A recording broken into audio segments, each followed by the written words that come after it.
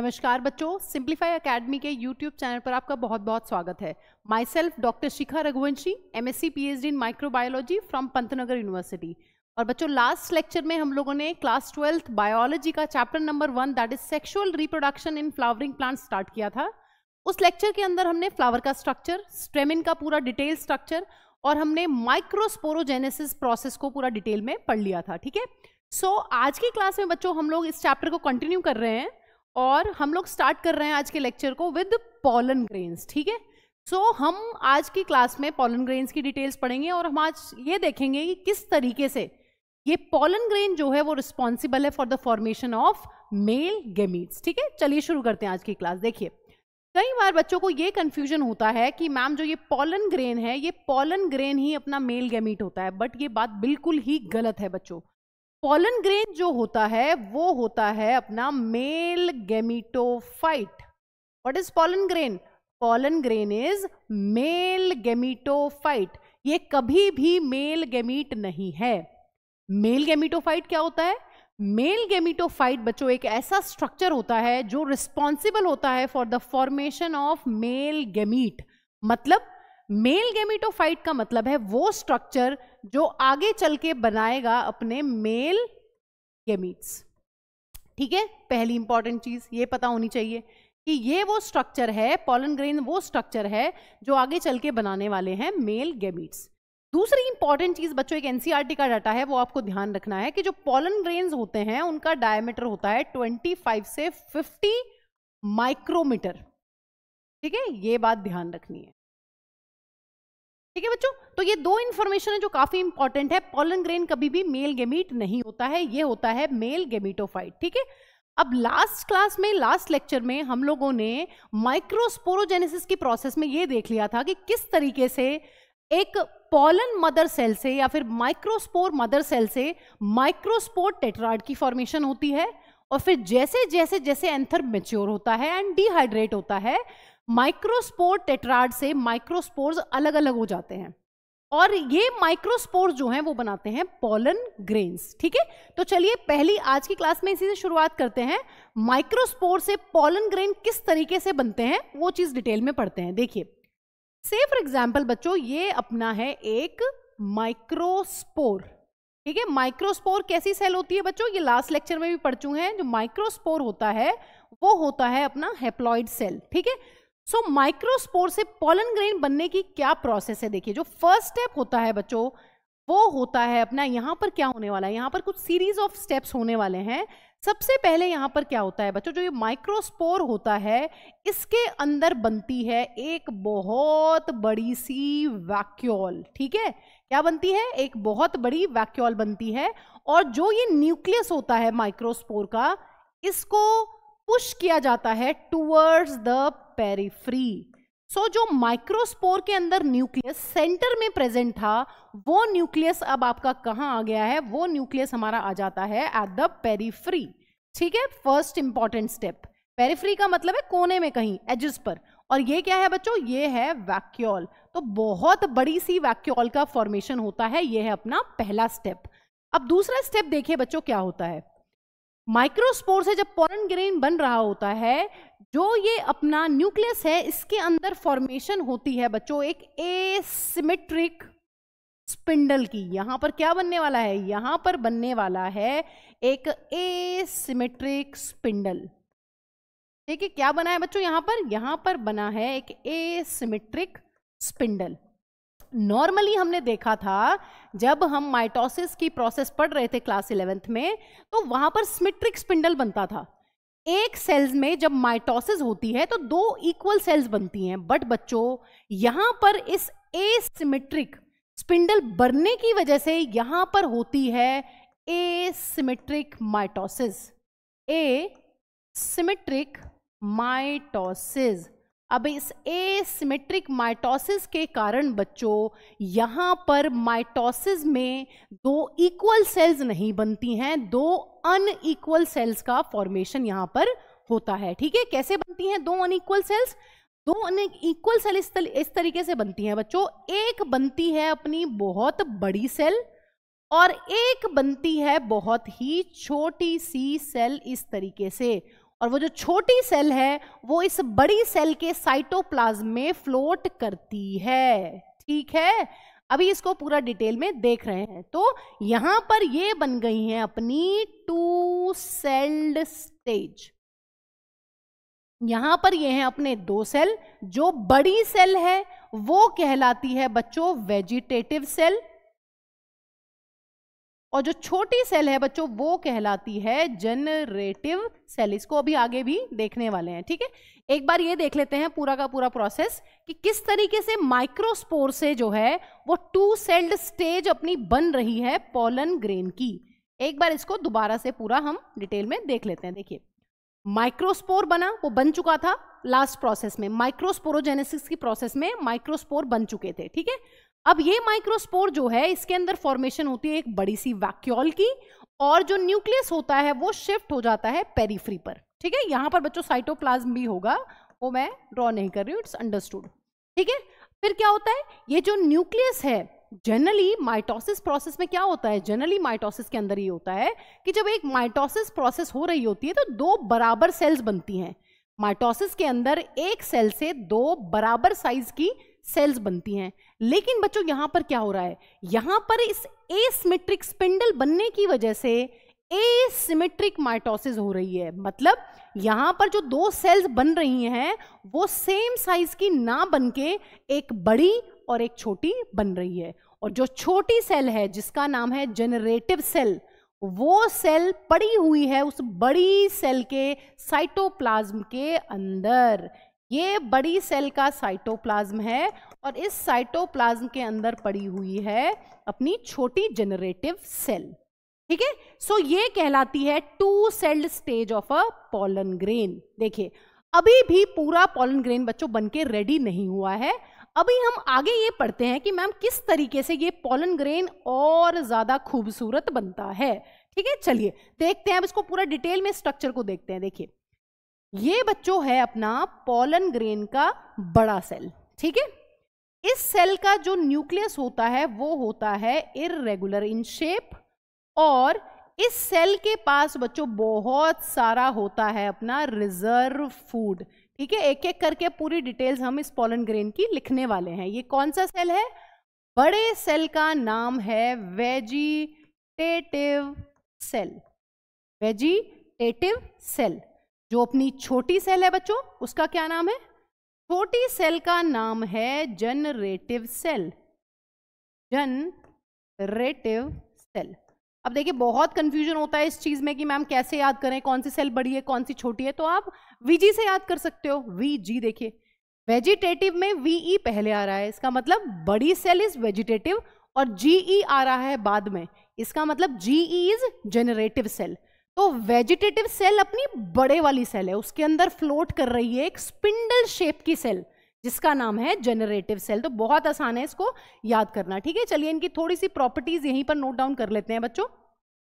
Vegetative cell कैसी है, vegetative cell is bigger in size, पहली प्रॉपर्टी। ठीक है, साथ साथ दोनों की प्रॉपर्टीज नोट डाउन कर लेते हैं। जो अपनी जनरेटिव सेल है it is smaller in size, देख पा रहे हैं हम लोग।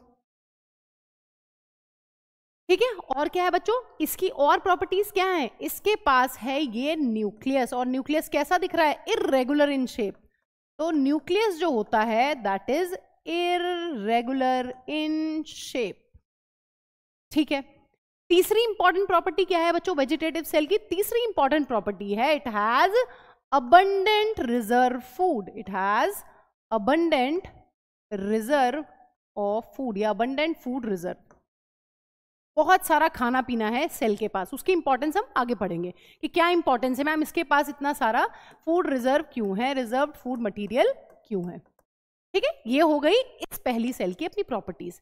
और ये है बच्चों plasma membrane of this cell. This is plasma membrane of vegetative cell. ठीक है, तो पॉलन ग्रेन के ऊपर एक प्लाज्मा मेम्ब्रेन भी होती है, this is that plasma membrane. अब बात कर लेते हैं जनरेटिव सेल की।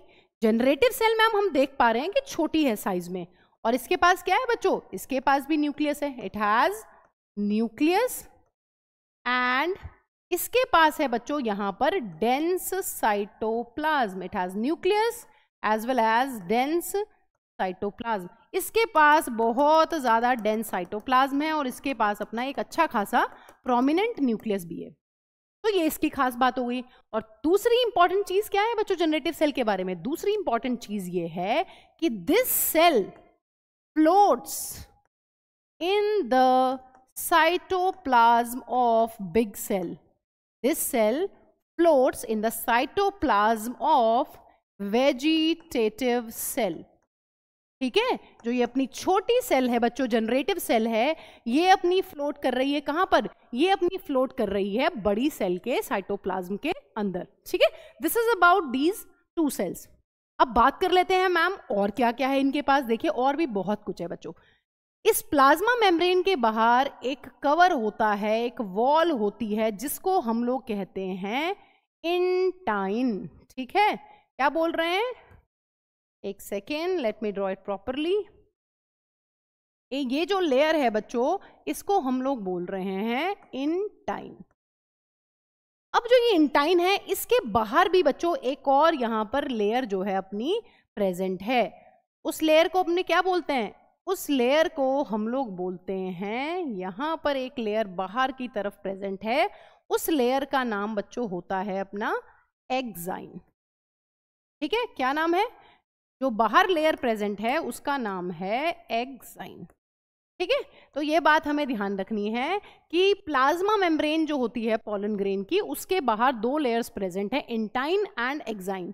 अब इनकी भी प्रॉपर्टीज देख लेते हैं, क्या क्या प्रॉपर्टीज है। जो बच्चों अपनी इंटाइन है, इट इज इनर लेयर। ठीक है, इनर लेयर है। जो अपनी एक्साइन है वो कैसी लेयर है बच्चों? वो आउटर लेयर है मैम। और दूसरी प्रॉपर्टी क्या है?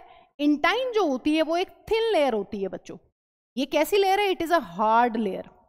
ठीक है, intine is inner, exine is outer. आप देख सकते हैं यहां पर डायग्राम में, ये थिन होती है, ये बहुत ही हार्ड होती है। ठीक है, और बच्चों ये जो अपनी इंटाइन होती है ये कॉन्टिन्यूअस लेयर है। कॉन्टिन्यूअस लेयर, कहीं भी ब्रेक नहीं होगा, पूरी की पूरी कॉन्टिन्यूअस लेयर आप देख सकते हैं।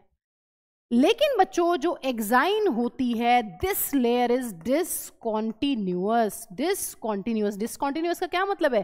डिसकॉन्टिन्यूअस का मतलब है कहीं कहीं पर इसके अंदर प्रोमिनेंट पोर्स देखने को हमें मिलते हैं।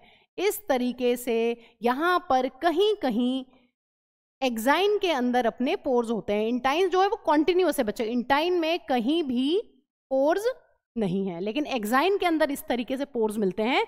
इन पोर्स का क्या नाम होता है बच्चों? वेरी इंपॉर्टेंट, इस पोर का नाम होता है जर्म पोर। जर्म पोर, इसकी बहुत इंपॉर्टेंट सिग्निफिकेंस है, वो हम आगे पढ़ने वाले हैं। ठीक है, germ pore. So this is inner thin continuous, this outer hard discontinuous. अब बच्चों यहां पर एक बहुत ही इंपॉर्टेंट सवाल है नीट का कि जो अपनी इंटाइन है वो उसकी केमिकल कॉम्पोजिशन क्या होती है? इंटाइन बनी होती है बच्चों मिलकर सेल्यूलोज एंड पेक्टिन से, लेकिन जो अपनी एक्साइन है वो बनी होती है बच्चों एक बहुत ही ऐसे मटेरियल की जिसको कोई भी डिस्ट्रॉय नहीं कर सकता है, that is sporopollenin. Most important question for NEET कि जो एक्साइन होती है, जो आउटर लेयर होती है पॉलन ग्रेन की, वो किस चीज की बनी हुई होती है? वो बनी होती है स्पोरोपोलिनिन की। ठीक है, तो ये इतनी बातें बच्चों हमें पता होनी चाहिए। देखिए अब ऐसा पॉलन ग्रेन जो हम यहां पर देख पा रहे हैं बच्चों, ऐसे पॉलन ग्रेन को हम लोग बोलते हैं बच्चों, this is two celled stage of a pollen grain. This is two celled stage of a pollen grain. ये पॉलन ग्रेन की टू सेल्ड स्टेज है जिसके अंदर दो सेल्स प्रेजेंट है, vegetative cell and generative cell, और इसके बाहर दो कवरिंग्स हैं। प्लाज्मा मेम्ब्रेन के भी बाहर दो कवरिंग्स हैं, inner one is intine and outer one is exine. ठीक है, तो ये सारी बातें बच्चों आपको टू सेल स्टेज के बारे में पता होनी चाहिए। ठीक है, एक फ्यूचर का और चीज देख लेते हैं। वेजिटेटिव सेल बच्चों आगे चल के बनाएगी अपनी पॉलन ट्यूब, इंपॉर्टेंट है। और जो ये जनरेटिव सेल है बच्चों, है ना, जो पॉलन ग्रेन का पार्ट है, ये आगे चल के बनाएगा बच्चों अपना क्या? ये जन्म देने वाला है यहां पर मेल गैमीट्स को। This is interesting. अभी हमने पढ़ा है ना कि पॉलन ग्रेन को क्या बोलते हैं? पॉलन ग्रेन को हम कहते हैं मेल गैमीटोफाइट। वो खुद मेल गैमीट नहीं है, लेकिन पॉलन ग्रेन एक खुद ऐसा स्ट्रक्चर है जो आगे चल के जन्म देने वाला है मेल गैमीट्स को। ठीक है, तो मेल गैमीट्स किससे बनते हैं? मेल गैमीट्स बनते हैं अपना जनरेटिव सेल से, ठीक है। सो ये आपको पता होना चाहिए। अब देखिए नीट के लिए काफी इंपॉर्टेंट है बच्चों स्पोरोपोलिन, इसके इसीलिए इसकी प्रॉपर्टीज हम अलग से लिख लेते हैं। देखिए first important property of sporopollenin, it is most resistant organic material known till date. ठीक है, आज तक जितने भी ऑर्गेनिक मटेरियल्स हैं उनमें ये सबसे ज्यादा रेजिस्टेंट ऑर्गेनिक मटेरियल है। कोई भी चीज इसको तोड़ नहीं सकती है, ये हर चीज से रेजिस्टेंट है, हर चीज को ये टॉलरेट कर सकता है ना। आप हाई टेम्परेचर इसको दे दो तो भी इसका कुछ नहीं होने वाला है, तो भी आपकी स्पोरोपोलिन जो है वो क्या नहीं होने वाली है, वो डिग्रेड नहीं होने वाला है। आप एसिड्स फेंक दो इसके ऊपर तो भी ये डिग्रेड नहीं होने वाला है। आप इसके ऊपर एल्कली फेंक दो तो भी ये डिग्रेड नहीं होने वाला है। तो it can withstand all these, can withstand all these things, है ना। एल्कली, एसिड, हाई टेम्परेचर कुछ भी इसको डिग्रेड नहीं करने वाला है। एंड बच्चों one of the most important property, no enzyme, कोई भी ऐसा एंजाइम भी नहीं है जो इसको डिग्रेड करे। No enzyme can not degrade it. ठीक है, मतलब ये आज तक का नोन जितने भी ऑर्गेनिक मटेरियल्स हैं हमारे पास, स्पोरोपोलिन एक ऐसा केमिकल है जो मोस्ट रेजिस्टेंट है, किसी भी चीज से नहीं टूटता है। आप हाई टेम्परेचर दें, आप इसके ऊपर एसिड्स फेंक दें, आप इसके ऊपर बेसिस फेंक दें, या कोई भी ऐसा आज की डेट तक बच्चों कोई भी ऐसा एंजाइम नहीं है जिसकी हेल्प से हम इसको तोड़ सके। ठीक है, so it is most resistant material. ये सारे के सारे पॉइंट्स आपके नीट में पूछे जा चुके हैं, दिस इज वेरी इंपॉर्टेंट। ठीक है, और बच्चों एक इंपॉर्टेंट चीज ये है, क्योंकि ये हमें पता है स्पोरोपोलिन कहाँ प्रेजेंट है, एक्साइन के अंदर प्रेजेंट है।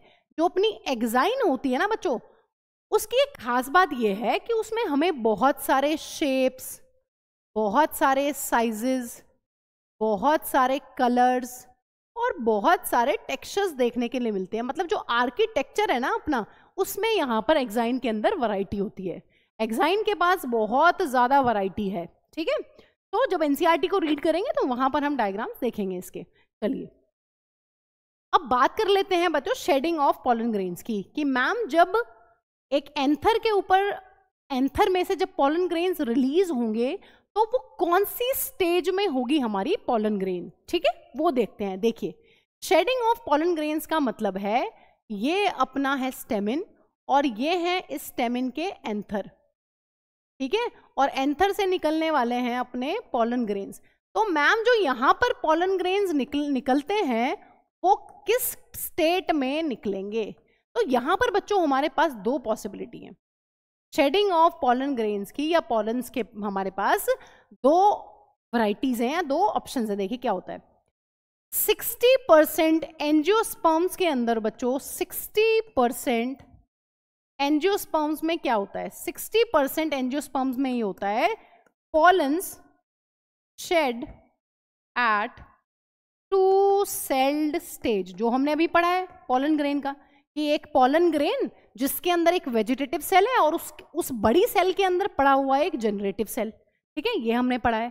तो मोस्ट ऑफ द एंजियोस्पर्म्स को ना बहुत जल्दी रहती है, वो कहते हैं भैया हमें छोड़ो, एंथर को बोलते हैं पॉलन ग्रेन्स की हमें निकालो, हम तो 2 सेल स्टेज में ही जाने को तैयार है, हमें तो बस स्टिग्मा पे पहुंचना है। इसका मतलब जब यहाँ से पॉलन ग्रेन्स निकल रहे हैं तो 60% एंजियोस्पर्म्स के अंदर वो 2 सेल स्टेज में ही शेड हो जाते हैं और स्टिग्मा पर पहुंचने के लिए तैयार है। ठीक है, और बच्चों लेकिन जो बचे हुए एंजियोस्पर्म्स हैं 40% एंजियोस्पर्म्स, 40% एंजियोस्पर्म्स की क्या कहानी है, 40% एंजियोस्पर्म्स क्या कहते हैं, उनको कोई जल्दी नहीं है, वो कहते हैं आराम से। ठीक है, वो क्या करते हैं, उनके जो पॉलन्स हैं वो शेड होते हैं, pollens shed at three celled stage. वो कहते हैं भैया हम तो अपना मेल गैमीट ना यहीं बनाकर जाएंगे। ठीक है, आपने अभी क्या पढ़ा कि एक माइक्रोस्पोर के अंदर माइटोसिस होके बन गई है 2 सेल्ड स्टेज। ठीक है, ये पढ़ा हमने।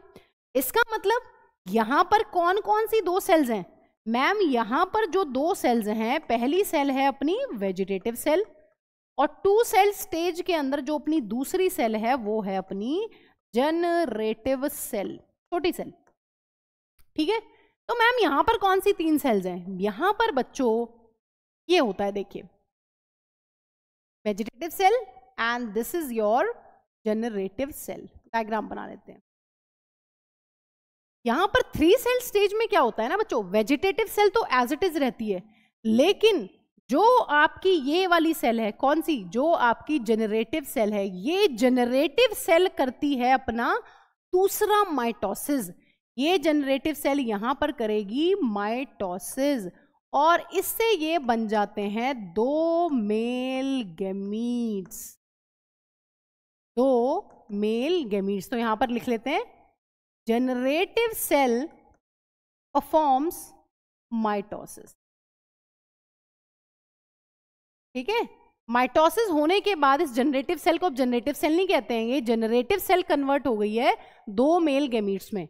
इसका मतलब हम जब कह रहे हैं कि 40% एंजियोस्पर्म्स के अंदर 3 सेल्ड स्टेज में पॉलन शेड हो रहे हैं, इसका मतलब यह है बच्चों कि मैम यहां पर होने वाला है एक वेजिटेटिव सेल अपना, और मैम दूसरा यहां पर होने वाले हैं 2 मेल गैमीट्स, 2 मेल gametes.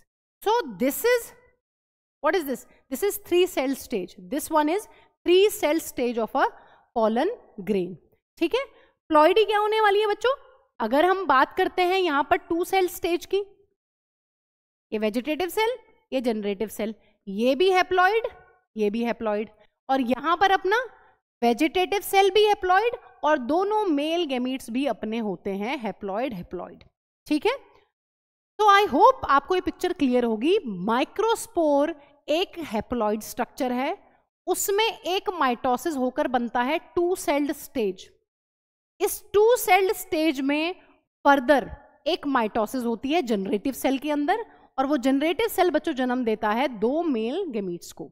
ठीक है, ज्यादातर एंजियोस्पर्म्स के अंदर 2 सेल स्टेज पर ही पॉलन ग्रेन शेड हो जाते हैं, लेकिन जो बचे हुए 40% एंजियोस्पर्म्स हैं वो शेड होने के बाद जब स्टिग्मा पर पहुंचते हैं तब, नहीं सॉरी, जो 40% एंजियोस्पर्म्स हैं वो बेसिकली अपना 3 सेल स्टेज पॉलन ग्रेन्स जब ये शेड हो रहे हैं एंथर से, तभी अपना 3 सेल स्टेज ये कंप्लीट ले होकर चलते हैं वहां से। ठीक है, तो ये 2 सेल स्टेज में अपने शेड होंगे, ये 40% एंजियोस्पर्म्स के अंदर मेल गैमीट बनने के बाद ही वो शेड होते हैं।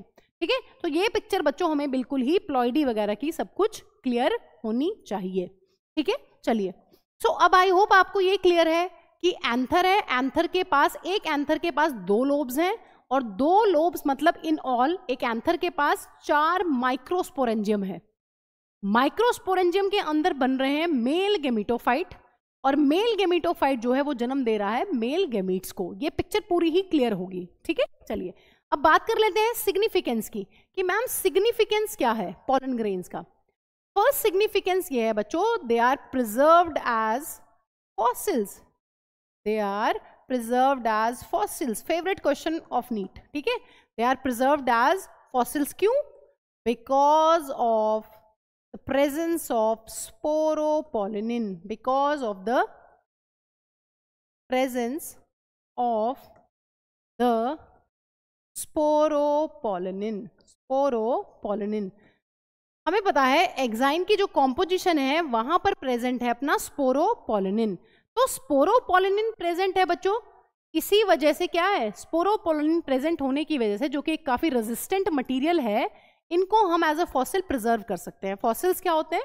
फॉसिल्स बेसिकली बच्चों डेड रिमेन्स होते हैं, ठीक है, लाइफ के, है ना, किसी की बॉडी हो, कोई टीथ हो, कुछ भी हो सकता है, हार्ड पार्ट्स होते हैं उन लाइफ फॉर्म्स के जो हिस्ट्री में या पास्ट में अर्थ पर प्रेजेंट थे। ठीक है, ये हम इवोल्यूशन वाले चैप्टर में पूरा डिटेल में फॉसिल्स को पढ़ने वाले हैं। ठीक है, सो स्पोरोपोलिन एक रेजिस्टेंट मटेरियल है, इसकी वजह से हम क्या कर सकते हैं, इसकी वजह से हम पॉलन ग्रेन्स को एज अ फॉसिल प्रिजर्व कर सकते हैं, क्योंकि वो डिग्रेड नहीं होने वाले हैं। ठीक है, दूसरी इंपॉर्टेंट चीज ये है बच्चों, जो पॉलन ग्रेन्स होते हैं अपने, they are rich in nutrients, they are rich in nutrients. ठीक है, तो इसीलिए बच्चों बहुत सारे अपने पॉलन प्रोडक्ट्स मिलते हैं, अवेलेबल है। आप यहाँ पर डायग्राम देख सकते हैं, अभी दिखा रही हूँ मैं। पॉलन प्रोडक्ट्स में मार्केट में क्या क्या अवेलेबल है? टैबलेट्स अवेलेबल है and syrups are also available. तो इनको यूज किया जाता है as a food supplements, as a food supplement. Western countries में ज्यादा ट्रेंड है इनको यूज करने का एज अ फूड सप्लीमेंट्स, ठीक है। तो पहली इंपॉर्टेंस क्या हो गई है फॉसिल्स की, पॉलन ग्रेन्स की, कि they are used as fossils. दूसरी इंपॉर्टेंस हो गई है बच्चों, they are rich in nutrients, so they are used as food supplements, ठीक है। और यहां पर एथलीट्स जो होते हैं, एथलीट्स एंड रेस हॉर्सेस, इनकी परफॉर्मेंस को इंक्रीज करने के लिए यूज किया जाता है। Increase the performance of athletes and race horses. तो रेस हॉर्सेस और एथलीट्स जो हैं वो पॉलन ग्रेन्स का अपटेक करते हैं, खाते हैं उन्हें, ताकि उनकी परफॉर्मेंस जो है वो इंक्रीज हो जाए। तो ये दो सिग्निफिकेंस है बच्चों अपने पॉलन ग्रेन्स के, ठीक है। चलिए, ये आप यहाँ पर डायग्राम देख सकते हैं। ये डायग्राम है, यहाँ पर देखिए टैबलेट्स अवेलेबल हैं, शेक अवेलेबल है, और यहाँ पर ये टैबलेट्स भी आप देख सकते हैं, सिरप्स भी अवेलेबल है, ठीक है। सो चलिए अब बात कर लेते हैं बच्चों पॉलन एलर्जी की। देखिए पॉलन एलर्जी, पहली इंपॉर्टेंट चीज ये है मैम, एलर्जी क्या होता है? एलर्जी का मतलब होता है बच्चों हमारी बॉडी का किसी भी फॉरेन सब्सटेंस के टुवर्ड एक ऐसा रिस्पॉन्स जो बहुत ही अनऑब्वियस है। मतलब आपकी बॉडी में कोई छोटी सी चीज आई और आपका जो इम्यून सिस्टम है, आपकी जो बॉडी है अंदर से इम्यून सिस्टम है, वो बहुत बढ़ा चढ़ाकर रिस्पॉन्स करता है, बहुत ही ओवर रिस्पॉन्स करता है, एग्जैजरेटेड रिस्पॉन्स शो करता है, उसको हम लोग बोलते हैं एलर्जी। अब वो अलग अलग पर्सन के अंदर अलग अलग टाइप की एलर्जी हो सकती है। किसी को डस्ट से एलर्जी होती है, किसी को पॉलन ग्रेन से एलर्जी होती है, किसी को मेटल से एलर्जी होती है, किसी को डॉग्स के फर से भी एलर्जी होती है। तो एलर्जी बहुत अलग अलग टाइप की होती है। यहां पर हम डिस्कस कर रहे हैं पॉलन एलर्जी को, ठीक है। तो पॉलन एलर्जी बेसिकली क्या है? पॉलन ग्रेन से एलर्जी। अब यहां पर क्या होता है, pollens of many species can cause allergy. सभी प्लांट्स के पॉलन्स जो हैं वो एलर्जी कॉज नहीं करते हैं, किसी किसी प्लांट के जो पॉलन्स होते हैं वो एलर्जी कॉज करते हैं। Pollens of many species causes allergy to some people. सभी में भी नहीं होती है, ठीक है, सबको नहीं होती है, और सारे प्लांट्स भी इस चीज को कॉज नहीं कर सकते हैं। तो यहां पर एक बहुत ही इंपॉर्टेंट एग्जाम्पल है एक वीड का। ये जो अपनी वीड है ये है पार्थीनियम। पार्थीनियम, पार्थीनियम के और बहुत सारे नाम होते हैं, काफी इंपॉर्टेंट है बच्चों नीट के लिए, ठीक है। क्या नाम है इसका? का नाम है कैरेट ग्रास, इसी को अपा बोलते हैं कांग्रेस ग्रास, इसी को हम लोग बोलते हैं बच्चों गाजर घास, बहुत सारे नाम है। तो पार्थीनियम एक वीड है, ठीक है, ये कॉज करती है अपना पॉलन एलर्जी। पार्थीनियम वीड के जो पॉलन होते हैं दे कॉजेज पॉलन एलर्जी। ये कैसे आई है इंडिया में? It came to India, it came into India as a contaminant, as a contaminant with imported wheat, है ना। व्हीट के साथ आई थी, गेहूं के साथ आई थी। हमारे देश में गेहूं की कमी आ गई थी तो हमने गेहूं बाहर से मंगवाया था, उसके साथ ये एज अ कंटामिनेंट साथ में आ गई है और अब पूरी इंडिया में फैली हुई है पार्थीनियम, ठीक है। तो जो पार्थीनियम है ये पॉलन एलर्जी का एक एग्जांपल है। और भी बहुत सीरियस प्रॉब्लम्स भी बच्चों हो सकती हैं, बहुत सारी क्रोनिक रेस्पिरेटरी डिजीजेस भी हो सकती हैं पॉलन से, जैसे कि एस्थमा, जैसे कि ब्रोंकाइटिस, ठीक है। बहुत सारी और भी प्रॉब्लम्स हैं, उनको हम फिर अलग से एक डिजीज वाला चैप्टर है क्लास 12 में, वहां पर डिटेल में डिस्कस करेंगे। तो आपको ये ध्यान रखना है कि सभी प्लांट स्पीशीज जो हैं वो पॉलन एलर्जी कॉज नहीं करती हैं, ना ही ये एलर्जी सभी लोगों के अंदर हो सकती है, ठीक है। कुछ लोगों के अंदर होती है, किसी के अंदर नहीं हो सकती, उनका इम्यून सिस्टम जो है वो अच्छे से रिस्पॉन्स करता है, ठीक है। तो ये बातें यहाँ पर इस चैप्टर में हमें पता होनी चाहिए, ठीक है। अब बात कर लेते हैं बच्चों नेक्स्ट टॉपिक है अपना वायबिलिटी ऑफ पॉलन ग्रेन्स। देखिए वायबिलिटी वर्ड का क्या मतलब है? वायबिलिटी का मतलब होता है, वायबल होने का मतलब होता है लाइफ, ठीक है। यहां पर हम बात कर रहे हैं कि मैम एक पॉलन ग्रेन जो है वो एंथर से रिलीज हो चुका है, ठीक है। ये रहे एंथर और ये रहे अपने पॉलन ग्रेन्स। तो मैम जब ये पॉलन ग्रेन्स यहां पर एंथर से शेड हो रहे हैं तो और जब ये स्टिग्मा पर पहुंचेंगे, तो क्या ये कभी भी स्टिग्मा पे पहुंच जाए? स्टिग्मा इसको एक्सेप्ट कर लेगा? नहीं, ऐसा नहीं होता बच्चों।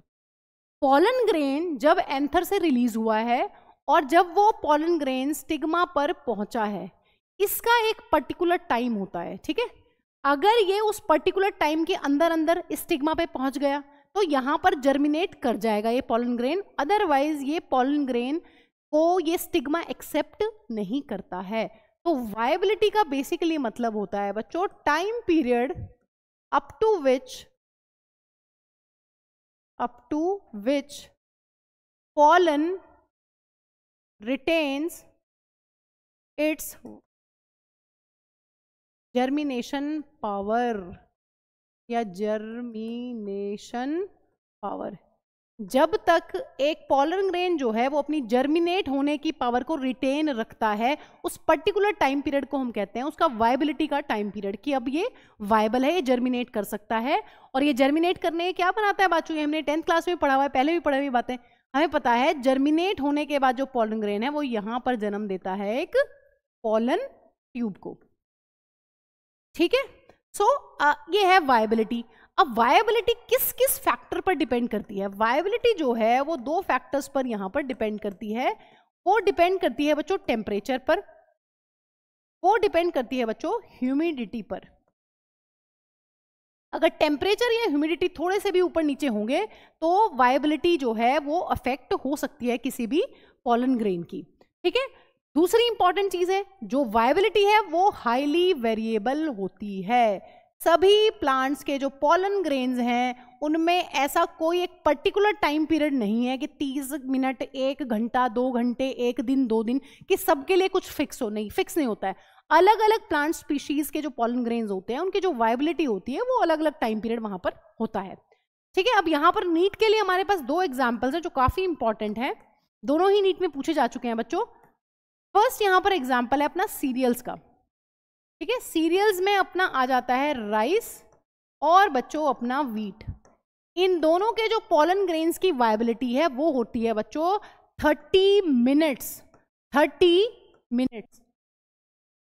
अगर 30 मिनट्स के अंदर जो पॉलन ग्रेन है वो स्टिग्मा पर पहुंच गया तो ठीक है, अदरवाइज फिर कोई फायदा नहीं है, फिर वो पॉलन ग्रेन जो है वो जर्मिनेट नहीं कर पाएगा। मतलब इस पॉलन ग्रेन ने अपनी वायबिलिटी को लूज कर दिया है, ठीक है। दूसरी इंपॉर्टेंट चीज है बच्चों, यहां पर एक बहुत इंपॉर्टेंट एग्जांपल है, ये आपको ट्रिक से याद रखना है। यहां पर 3 फैमिलीज का एग्जांपल है, सोलनेसी, रोजेसी और तीसरी फैमिली है यहां पर लेग्यूमिनोसी, ठीक है। इन 3 फैमिलीज को कैसे लर्न करेंगे? ट्रिक से लर्न करेंगे, सरल। जैसे हमने अभी वीजी से याद किया है, वेजिटेटिव सेल के अंदर वीई पहले आ रहा है, इसका मतलब वो बड़ी सेल है वेजिटेटिव सेल। जीई बाद में आ रहा है, इसका मतलब वो जनरेटिव सेल है, वो छोटी है, वो उसके अंदर आ रही है, क्योंकि स्पेलिंग में भी बाद में आ रही है ना उसके, इसलिए ऐसे करके याद कर सकते हैं, ठीक है। यहां पर भी आप यही कर सकते हैं, सरल से याद कर लीजिए, सरल, सरल, सरल, है ना। जो ये 3 फैमिलीज हैं बच्चों अपनी, इन 3 फैमिलीज के अंदर जो पॉलन ग्रेन्स की जो वायबिलिटी होती है वो मंथ्स हो सकती है, वायबल फॉर मंथ्स, है ना, कुछ महीने हो सकती है, 1 महीना, 2 महीना, इस टाइप से। तो आपको ये ध्यान रखना है, ये नीट में आ चुका है 2-3 बार, ठीक है। तो ये काफी इंपॉर्टेंट चीजें हैं बच्चों वायबिलिटी के लिए। वायबिलिटी का मतलब है जब तक पॉलन ग्रेन की जर्मिनेशन करने की पावर है, हाईली वेरिएबल है, अलग अलग प्लांट्स में अलग अलग होती है। जैसे कि यहाँ देख सकते हैं सीरियल्स में 30 मिनट्स है, लेकिन इन फैमिली के जो मेंबर्स हैं उनमें महीनों तक भी जो पॉलन ग्रेन है शेड होने के बाद वो इतना वायबल रह सकता है, इतने महीने तक, ठीक है। सो ये सारी बातें हमें क्लियर होनी चाहिए। चलिए अब आ जाते हैं बच्चों, जो अपना मेल पार्ट था, स्टेमिन वाला पार्ट था, उसमें ये हमारा लास्ट टॉपिक है, फिर हम लोग चल रहे हैं अपने गाइन्यूशियम पर। देखिए पॉलन बैंक, है ना, आपने बैंक सुना होगा। बैंक में क्या करते हैं? बैंक में हम लोग अपने पैसे वैसे रखते हैं, पैसे, है ना, रिजर्व करके रखते हैं पैसे। इसी तरीके से बच्चों और भी बहुत सारे बैंक आपने सुने होंगे, जैसे कि सीड बैंक, ठीक है, ये सुना होगा आपने। जैसे कि आपने सुना होगा सीमेन या फिर स्पर्म बैंक, ठीक है। तो जो नॉर्मल अपना बैंक होता है उसमें हम लोग पैसे रखते हैं, तो यहां पर हम क्या रख रहे होंगे? मैम सीड बैंक के नाम से तो ये लग रहा है कि यहाँ पर हम लोग रखते होंगे सीड्स। स्पर्म बैंक या सीमेन बैंक से लग रहा है मैम यहाँ पर क्या रखते होंगे, यहाँ पर मैम प्रिजर्व करते होंगे सीमेन या फिर स्पर्म। पॉलन बैंक क्या होगा बच्चों, पॉलन बैंक का मतलब होगा यहाँ पर हम लोग प्रिजर्व करके रखते हैं पॉलन ग्रेन्स या फिर पॉलन्स। ठीक है, क्या प्रिजर्व करके रखते हैं, पॉलन ग्रेन्स या फिर पॉलन्स। सो बच्चों ठीक है, सो पॉलन ग्रेन्स को हम कितने में प्रिजर्व करते हैं, pollen grains are preserved in liquid nitrogen, है ना। हम लोग क्या करते हैं, लिक्विड नाइट्रोजन के अंदर प्रिजर्व करते हैं at a very low temperature, for example 196 degree Celsius. इतने कम टेम्परेचर पर हम लोग लिक्विड नाइट्रोजन में पॉलन ग्रेन्स को प्रिजर्व करके रखते हैं। मैम करते क्यों है ना, करने की क्या जरूरत है, सो दैट बच्चों इन पॉलन ग्रेन्स को हम फर्दर यूज कर सकें in crop and plant breeding programmes. मान लीजिए कोई प्लांट है वो हमेशा के लिए खत्म हो गया है ना, तो क्या करेंगे, उसके पॉलन ग्रेन्स यूज कर लेंगे। या कोई प्लांट है किसी पे बहुत बड़ा एक्सपेरिमेंट चल रहा है, उसके पॉलन ग्रेन्स को स्टोर करके रख लेंगे, जब भी यूज करना हो वहां से यूज कर लेंगे। इसी तरीके से सीड बैंक में जो सीड्स हैं उनको भी हम लोग क्रॉप या प्लांट ब्रीडिंग प्रोग्राम्स में यूज करते हैं। इनको क्यों यूज करते हैं मैम, इनको क्यों प्रिजर्व कर रहे हैं, सीमेन और स्पर्म को प्रिजर्व करने की क्या जरूरत है। अभी हम 3rd चैप्टर में रिप्रोडक्टिव हेल्थ वाले चैप्टर में एक टॉपिक पढ़ने वाले हैं जिसका नाम है आर्टिफिशियल इंसेमिनेशन। आर्टिफिशियल इंसेमिनेशन, तो वहां पर पढ़ेंगे कि क्या जरूरत है स्पर्म्स को प्रिजर्व करने की। सीड बैंक में जो सीड है उनको भी बेसिकली हम लोग सेम बच्चों यूज करते हैं crop and plant breeding programmes के अंदर। ठीक है, सो जो ये पॉलन बैंक है बच्चों अपना, इस तरीके से पॉलन्स को लिक्विड नाइट्रोजन में स्टोर करने की जो प्रोसेस है एट -196 डिग्री सेल्सियस, इसको हम लोग बोलते हैं cryo preservation. Cryo preservation, cryo मतलब लो टेम्परेचर, प्रिजर्वेशन मतलब प्रिजर्व करना। जब हम किसी चीज को लो टेम्परेचर पर प्रिजर्व करते हैं या -196 डिग्री सेल्सियस पर प्रिजर्व करते हैं लिक्विड नाइट्रोजन, तो उसको हम लोग बोलते हैं क्रायो प्रिजर्वेशन। ठीक है, ये काफी इंपॉर्टेंट है बच्चों नीट के लिए, तो इसको आपको लोगों को ध्यान रखना है। चलिए